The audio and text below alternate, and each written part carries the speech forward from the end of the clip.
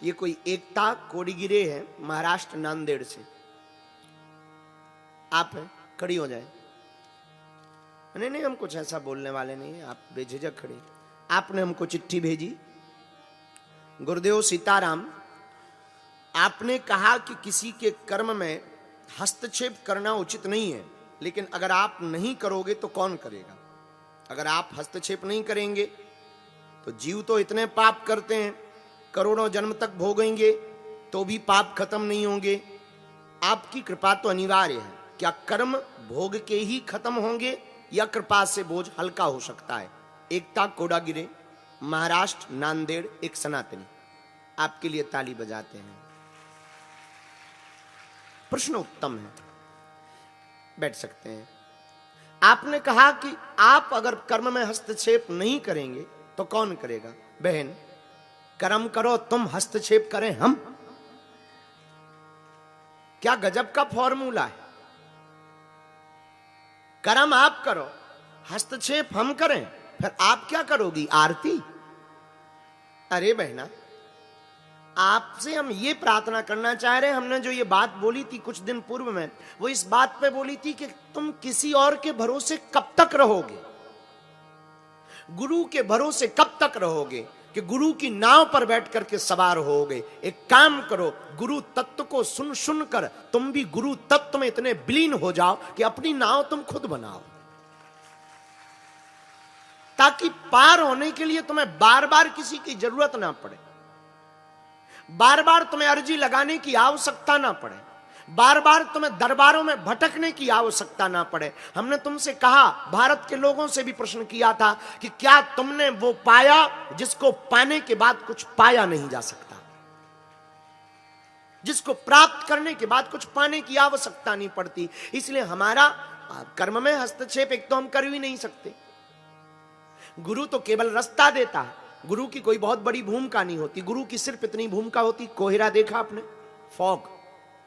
Fog जब होता है, कोई गाड़ी चलाता है, उसे वाहन दिखाई नहीं देता, तब कुछ विचित्र और चतुर ड्राइवर क्या करते हैं, किसी चलती हुई गाड़ी के पीछे अपनी गाड़ी लगा देते।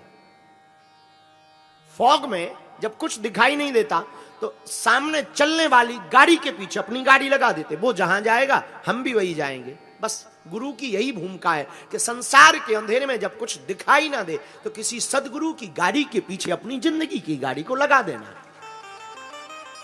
इतना सदगुरु करता है। फिर आपने कहा कि जीव तो करोड़ों पाप करते हैं, इतने पाप करते हैं, कई जन्मों तक भोगेंगे तो भी खत्म हो जाएंगे। बहन, पाप तो होता है, पाप से बचा भी नहीं जा सकता। इसलिए भी नहीं बचा जा सकता कि पाप ही नहीं होगा तो फिर पुण्य की महत्वता क्या बचेगी? पुण्य की महत्वता ही पाप से है। हमें पाप से बचना नहीं है, अपितु पाप को एक बार करने के बाद दोबारा करना नहीं, पुनरावृत्ति से बचना है। और तीसरी बात, आपने कहा कि करोड़ों जन्मों तक क्या भोगते ही रहेंगे, कभी हल्का भोज नहीं होगा? बिल्कुल होगा। हमारा मानना है कोई भजनानंदी महात्मा, कोई सच्चा सदगुरु एक दृष्टि भर डाल दे, सोई बोझ हल्का हो जाता है। एक दृष्टि डाले हमारे जैसे मूर्ख पर, हमारे जैसे नालायक पर एक दृष्टि, ये जो चित्र लगा ना, एक दृष्टि पड़ी थी और खेल हो गया था। वो दिन है, आज का दिन है। किसी सदगुरु की एक दृष्टि पड़ी, कृपा हो जाएगी।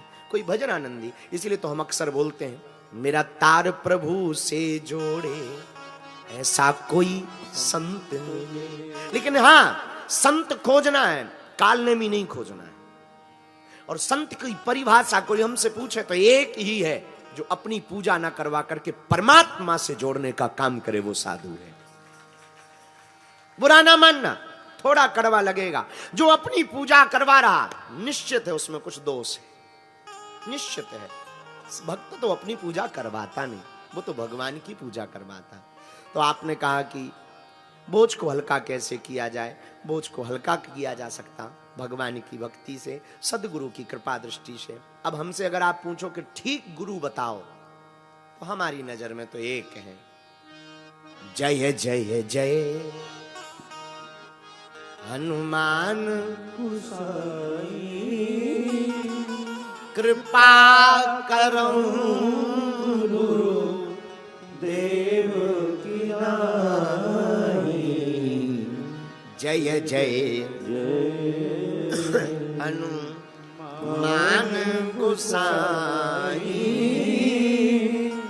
कृपा करो गुरु देव की नाई।